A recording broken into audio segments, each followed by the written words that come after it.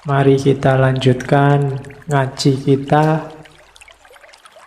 Mungkin teman-teman yang belajar tasawuf sudah pernah mendengarkan nama beliau, orang ini, Imam Haris Al-Muhasibi.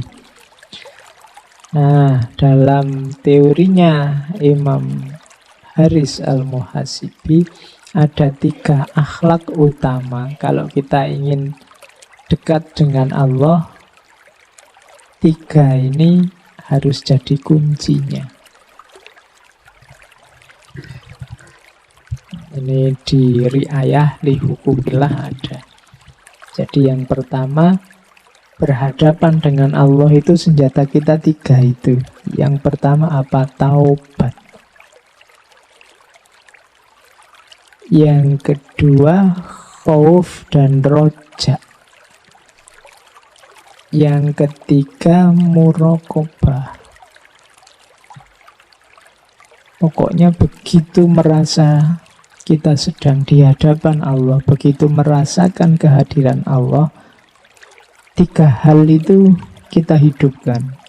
Kita bertaubat, mohon ampun atas semua kesalahan, semua dosa kita. Kita hidupkan lagi khauf dan roja. Kita takut akan segala kekeliruan, kesalahan kita, sambil kita berharap rahmatnya, berharap anugerahnya. Kemudian yang ketiga apa? Muraqabah. Jadi muraqabah itu merasakan kedekatan, merasakan kehadirannya selalu. Cirinya apa muraqabah kita itu sukses? 3 katanya Imam Haris Al-Muhasibi. Yang pertama, malu pada Allah. Yang kedua, selalu mengagungkannya. Dan yang ketiga, mengutamakannya. Kalau dalam diri kita selalu merasakan Allah hadir dan dekat, yang pertama pasti malu. Malu itu kalau mau melakukan yang jelek-jelek, yang aneh-aneh itu malu. Jadi Allah hadir. Mungkin kamu sedang berkaca sendirian di rumah, pas mandi nyanyi-nyanyi di depan kaca, terus wah malu aku kalau dilihat Allah. Itu contoh paling gampang. Malu itu begitu. Kalau ketahuan orang tuamu begitu kamu nyanyi-nyanyi kan langsung berhenti. Kenapa? Malu.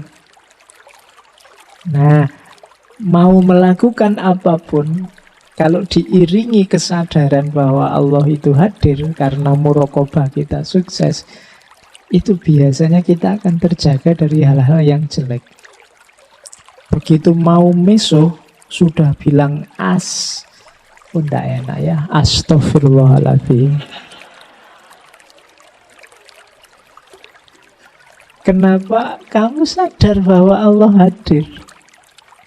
Wah, ada Allah nih, jadi tidak enak kita.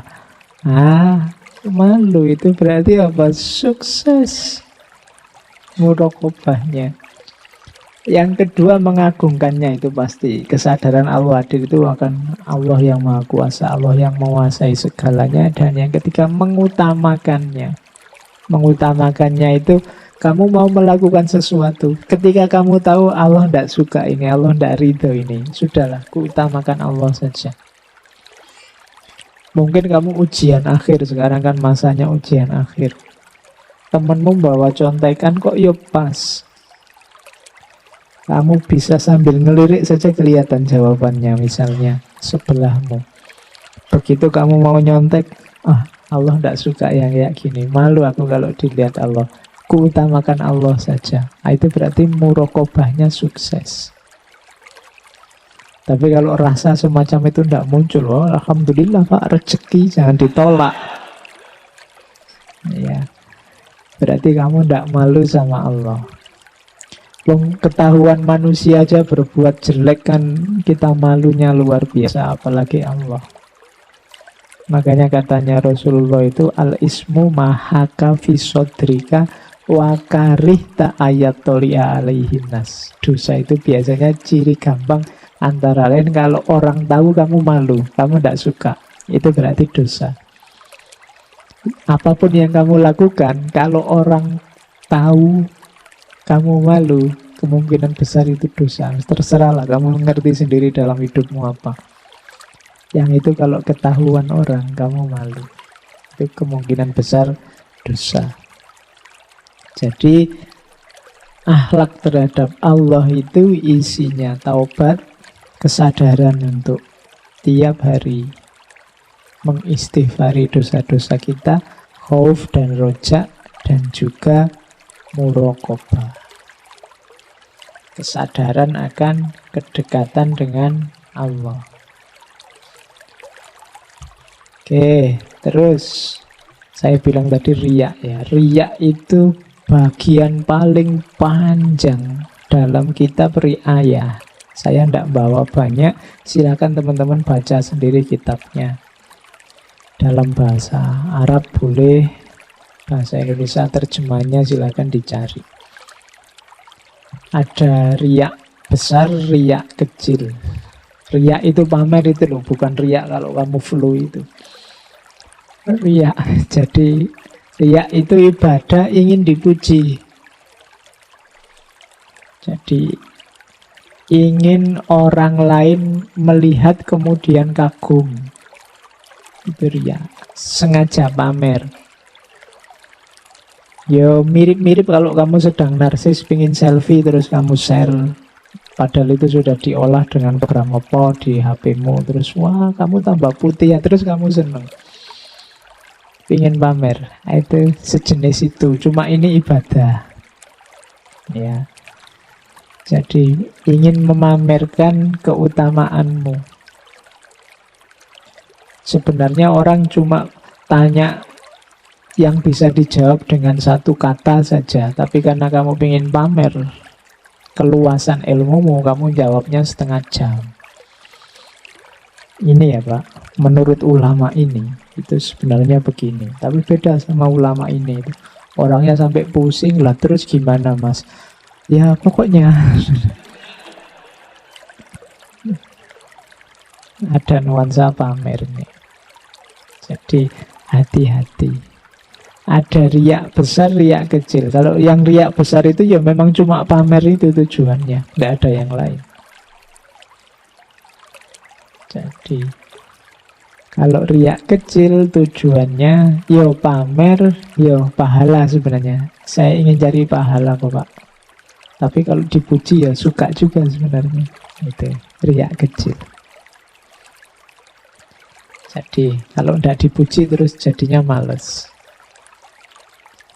Mas diminta baca Al-Quran. Yang mendengarkan berapa orang? Wah itu alamat itu sudah. Pak diminta jadi pembicara Pak. Pesertanya berapa? Orang seperti apa? Itu berarti ada tendensi ingin pamer. Jadi hati-hati dengan riak besar termasuk riak kecil. Riak kecil itu Imam Haris disebut juga syirik kecil. Berarti riak besar itu ya syirik. Tujuannya bukan Allah lagi, tapi manusia, pujian, hanya ingin dipuji. Hati-hati karena kita punya tendensi ini. Setiap manusia itu punya daya narsisnya masing-masing. Tidak ada orang yang dipuji tidak senang itu, meskipun gayanya Allah apa sih aku ini kan gitu. Tapi apa sih aku ini tuh nadanya memang nada ingin dipuji. Aku ini bukan apa-apa kok, wong kuliah itu ya nilaiku A semua. Kemudian kan sering begitu. Podo wae itu janjane ya pamer. Saya itu prihatin, Pak, IP saya turun, Pak. Berapa sekarang? 3,9. Wes. Oh, itu turun dong. Ya, karena kemarin 4, sekian misalnya. Oke. Jadi hati-hati dengan riya. Minggu lalu saya ceritakan kadang-kadang riya ini munculnya sangat halus. Kadang-kadang orang itu kelihatannya seperti merendah-rendahkan dirinya, tapi dengan merendahkan dirinya itu dia sebenarnya ingin diunggulkan. Kadang-kadang kamu ingin, wah sudah sadar anak ini. Kamu ingin dianggap sadar. Wah, anak ini sudah tobat rasanya. Kamu ingin dianggap sudah tobat. Sudah hijrah nih sekarang. Nah, antara lain begitu. Hati-hati. Dan karena urusan hati itu lebih susah kontrolnya. Kalau sekedar fisik sih gampang. Hijrah, oh kemarin enggak pakai jubah, sekarang pakai jubah. Oh, hijrah kamu. Nah itu gampang kalau fisik. Tapi kalau batin susah. Kamu sendiri yang tahu. Itu ada tendensi riya atau tidak. Maka hati-hati. Terus, nah, apa ndak boleh kita beribadah karena ingin dicintai orang? Ndak boleh. Itu namanya riya. Tapi kalau kita ikhlas, dengan saya ikhlas itu ada orang yang suka, Pak. Ada orang yang terus muji. Ada orang yang terus suka. Kalau itu ndak apa-apa. Aku ndak niat riya kok. Tapi kok orang terus suka sendiri, muji sendiri, kalau itu ndak masalah.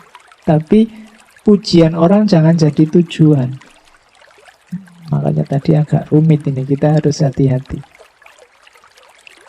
Pujian orang jadi tujuan itu kadang-kadang tidak di awal, tapi di akhir. Begitu tidak ada yang muji, terus semangat kita turun. Oh berarti tujuannya orang. Ngaji kok begitu pesertanya sedikit, terus males. Tidak jadi ngaji lah. Ah, itu berarti tendensinya bukan Allah lagi. Jadi harus hati-hati. Jadi bukan berarti kalau dipuji orang itu pasti riya, enggak. Tapi hanya kalian yang tahu itu tadi tujuannya Allah. Tapi terus mungkin karena memang kedekatan dengan Allah itu indah sehingga ada orang muji. Kalau ini enggak apa-apa. Tapi tujuanmu kalau hanya pujian itu, kalau itu riya. Kemudian yang kedua, ada lagi yang unik. Orang yang meninggalkan ibadah karena takut dianggap riya. Ini riyanya double katanya Imam Haris Al-Muhasibi. Kenapa? Jadi yang pertama dia dosa kenapa? Meninggalkan ibadah karena prasangka. Kamu kok GR, aku ndak pengen muji kamu kok. Kamu merasa, Pak, saya ndak mau sholat tahajud, malu, ada temen. Nanti dipuji aku. Apa yang mau muji? Jadi dosanya malah double. Kadang-kadang kan kita gitu. Aku biasanya sih puasa Senin Kemis, tapi ini lagi kayak gini banyak temen, aku malu mau puasa nanti dianggap anak soleh lagi. Ah itu. Jadi ini dosanya double kalau kayak gitu. Kamu boleh ndak puasa, tapi motifnya jangan karena manusianya. Karena pujiannya. Karena takut dianggap riyaknya. Jadi kekeliruannya dua. Jadi yang pertama meninggalkan ibadah yang jelas bermanfaat hanya karena prasangka. Itu kan tadi prasangka. Kamu takut dianggap riya, kamu takut dipuji, kamu takut dianggap anak soleh. Itu kan manusia. Yang kedua apa? Kamu berburuk sangka. Pada siapa? Pada orang lain. Wah, nanti aku dianggap riya lagi. Lu emangnya temanmu seanu itu. Jadi nganggap orang lain jelek. Jadi hati-hati. Boleh kok meninggalkan hal yang memang bisa ditinggalkan, tapi alasannya jangan manusia. Biasanya saya tahajud, Pak. Tapi sekarang saya tidak tahajud dulu. Kenapa?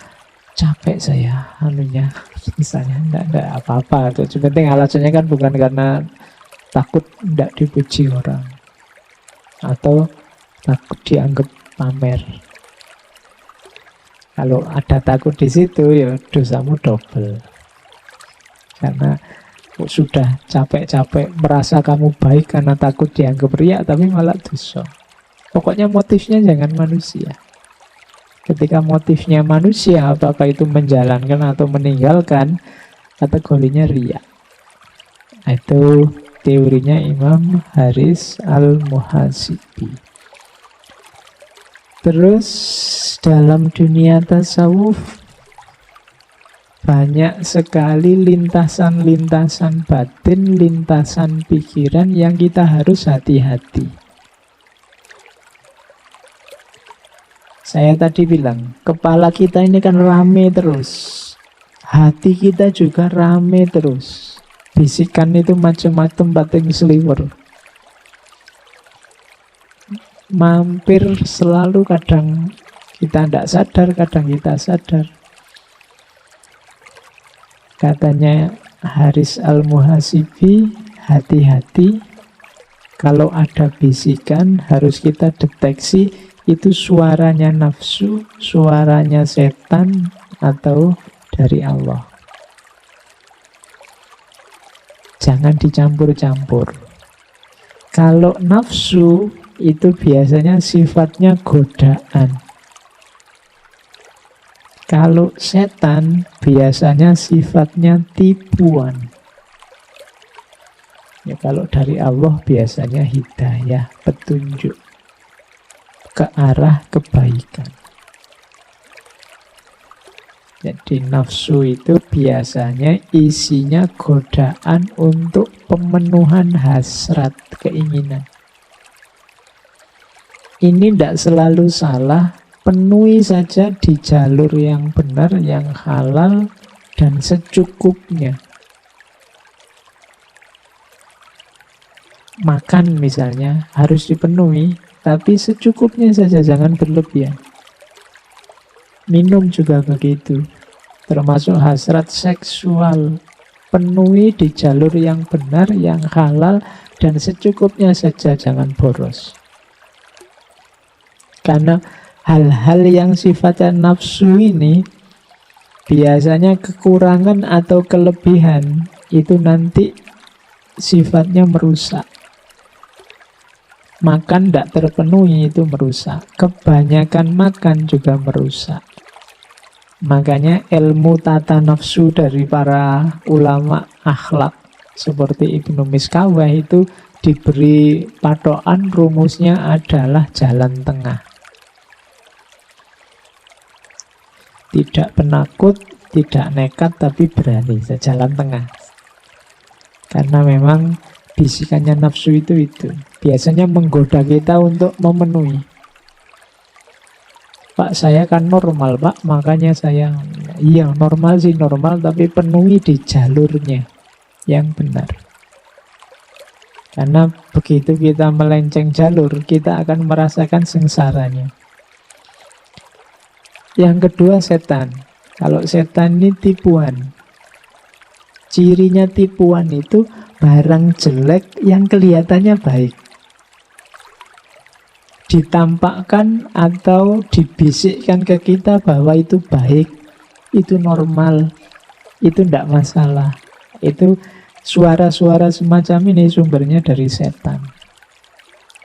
Tidak apa-apa, itu pacar-pacarmu sendiri, kalian kan sudah saling cinta, kan sudah janji sehidup semati, tidak apa-apa sudah. Masa berapa tahun dapatnya cuma kirim salam sama titip WA misalnya. Yo, nyarilah untung dikit-dikit misalnya. Nah, itu bisikannya setan. Tidak apa-apa, kamu itu manusia yang normal kok. Kan lawan jenis toh berarti normal, tidak apa-apa. Lebih bahaya kalau sesama jenis. Nah, kalimat-kalimat kayak gini kalimat tipuan. Kalau ada temenmu kok menasehati begitu, berarti dia jenisnya. Iya. Jadi dia mencarikan dasar bahwa yang salah itu sebenarnya benar. Tidak apa-apa, nyontek aja. Kalau tidak nyontek, kamu nanti tidak lulus loh. Dosennya kejem itu, killer itu. Kalau tidak nyontek, kamu tidak lulus-lulus. Kalau kamu nyontek kan nanti nilaimu bagus. Birrul walidain itu.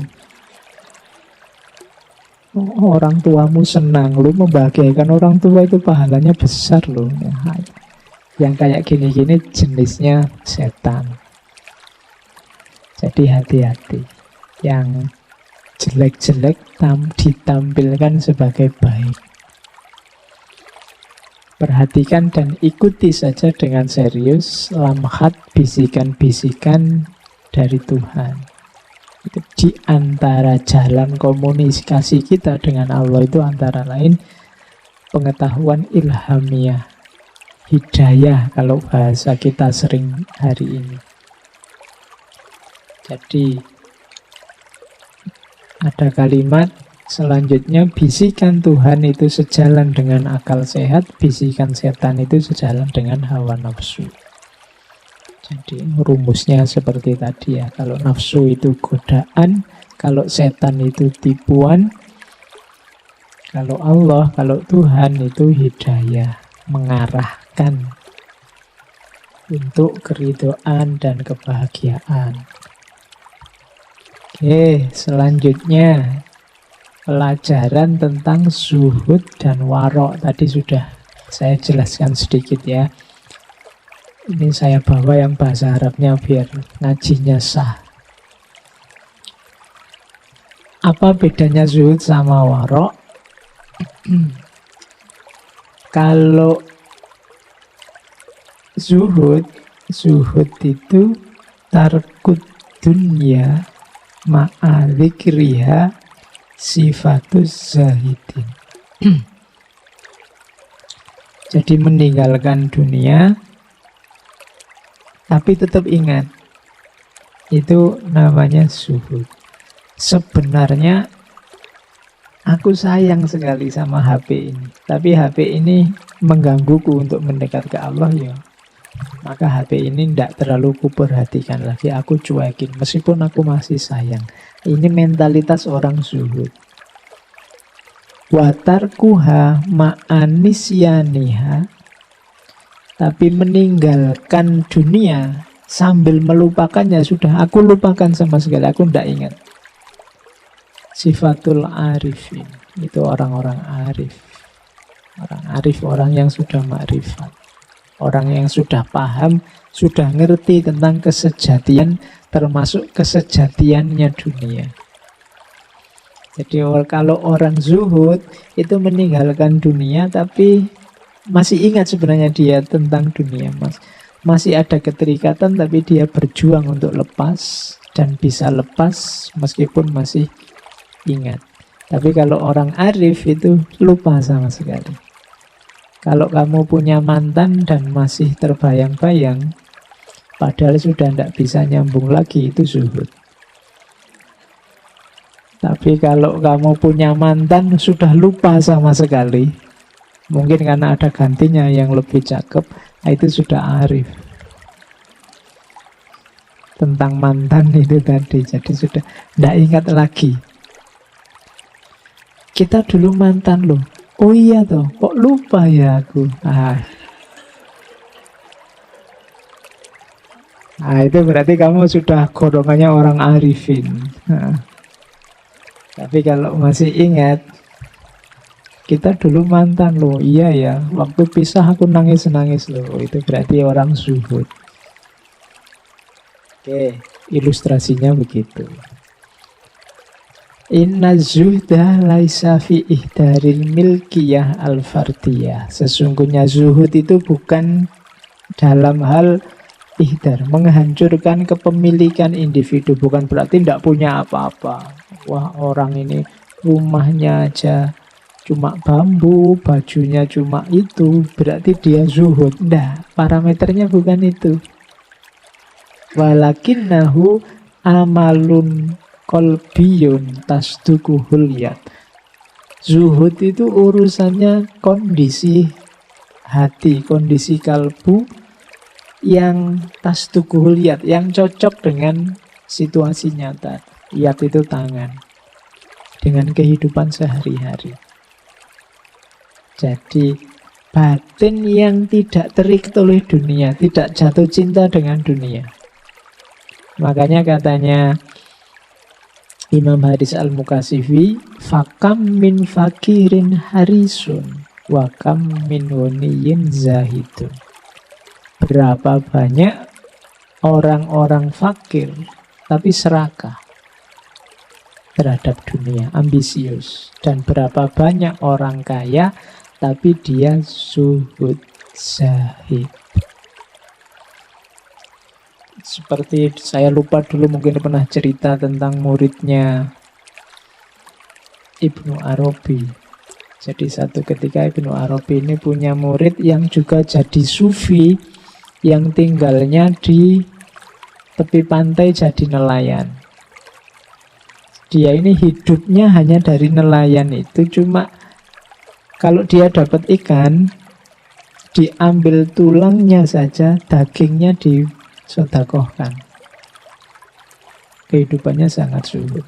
Satu ketika dia nyuruh muridnya untuk ketemu gurunya, coba kamu datang ke guruku, ke Ibnu Arabi sana, ke kota, mungkin beliau punya pesan buatku. Datanglah si murid ini ke rumahnya Ibnu Arabi. Begitu nyampe rumahnya kaget.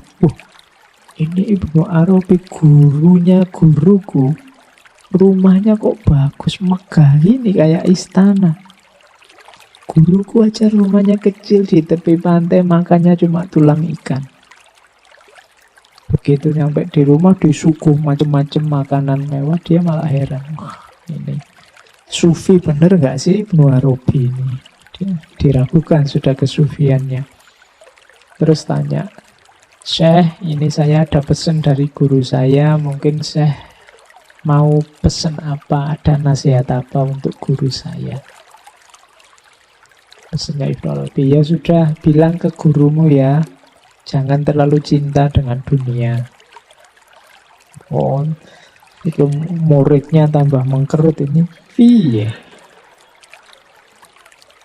Orang ini hidupnya kaya raya kayak gini, guruku yang kayak gitu malah ndak boleh mikir dunia. Ndak nyambung. Akhirnya pulang, di mana ada pesan dari guruku. Ada, tapi pesannya aneh. Masa guru dilarang banyak berpikir tentang dunia? Begitu dapat pesan itu, muridnya langsung nangis. Jadi setelah ditanya, guru kok sampean malah nangis? Iya, guruku ternyata memang bisa membaca situasiku. Jadi penjelasannya, karena sebenarnya meskipun dia makan hanya tulang ikan, tapi setiap kali dia makan tulang ikan yang ada di pikirannya, ini sebenarnya kalau ada dagingnya ya lebih enak. Tidak cuma tulangnya, apalagi ada sambal tomatnya, apalagi ada.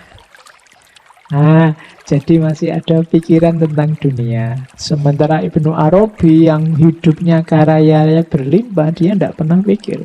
Detik itu misalnya kehilangan hartanya, kehilangan istananya, kehilangan dunianya, tidak masalah.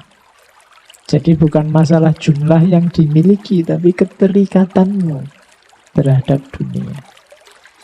Itulah kuncinya zuhud. Dan ini nanti membentuk perilaku. Ini ada cerita yang saya bawa tentang Imam Haris ini. Tulisannya kecil-kecil ya, saya ceritakan saja. Jadi suatu ketika beliau ini ketemu dengan ponakannya yang kita bahas minggu depan, Imam Junaid Al-Baghdadi. Nah, terus sama Imam Junaid diundang. Mari paman, mari Syekh datang, tak undang makan-makan. Kalau ada makanan, kelihatannya sampean sedang lapar. Oh ya, sudah, ayo. Diajaklah oleh Imam Junaid ke tempatnya. Kebetulan di tempatnya Imam Junaid barusan sebelumnya ada pesta pernikahan. Jadi masih ada sisa-sisa makanan dari malam sebelumnya. Karena disuguh oleh ponakannya, dihormati untuk makan, ya beliau makan. Tapi begitu mau ngambil makanan, ini tangannya kaku. Tidak bisa meraih makanan. Dipaksa-paksa akhirnya bisa. Terus dimasukkan mulut. Tapi begitu mau dikunyah, mulutnya juga kaku. Dipaksa ditelan, tapi begitu ditelan muntah. Jadi itu diantara karomahnya Imam Haris Al-Muhasibi. Ketika ditanya, Syekh, kemarin sampean waktu saya suguh kok seperti itu. Tangannya kejang, kaku, mulutnya tidak bisa mengunyah, kemudian begitu masuk tenggorokan langsung keluar lagi muntah. Ya, kamu makanan yang kamu suguhkan kemarin dari mana? Oh, itu sisa-sisa dari acara pernikahan kemarin. Kamu yakin tidak dengan sumbernya? Saya tidak tahu, saya. Yes, pokoknya ono panganan enak ya tak suguhke wae wong ada tamu orang besar. Nah, itulah situasiku. Jadi beliau ini karena saking waroknya, dia dapat karomah, tidak mungkin barang yang tidak jelas masuk ke perutnya. Bukan berarti yang disuguhkan tadi haram loh. Tapi karena tidak jelas sumbernya. Jadi yang tidak jelas saja terhalang untuk masuk. Padahal mungkin ya halal ya, makanannya sendiri di rumah tadi malam. Tapi karena sumbernya masih belum bisa dipastikan, makanan itu tidak bisa masuk. Nah, terus Imam Junaid, oh kalau rumusnya begitu, ayo saya ke rumah saya lagi. Baru disuguh dengan roti yang sudah keras. Nah itu malah seneng, bisa masuk. Kalau nyugui saya yang kayak gini, yang sumbernya jelas, meskipun hanya roti yang keras. Nah itu buahnya zuhud dan warok yang sudah mendarah daging. Kalau kita mungkin kebalikannya ya, begitu ada roti yang keras itu, wah tanganmu kaku, sudah tidak bisa. Tidak bisa masuk ini. Roti apa-apa ini. Begitu masuk langsung muntah. Kalau kita masih kebalikannya. Kalau Imam Haris malah yang enak-enak yang muntah. Oke, dari saya sekian, kurang lebihnya mohon maaf. Wallahul muwafiq, wallahu a'lam bishawab. Wassalamualaikum warahmatullahi wabarakatuh.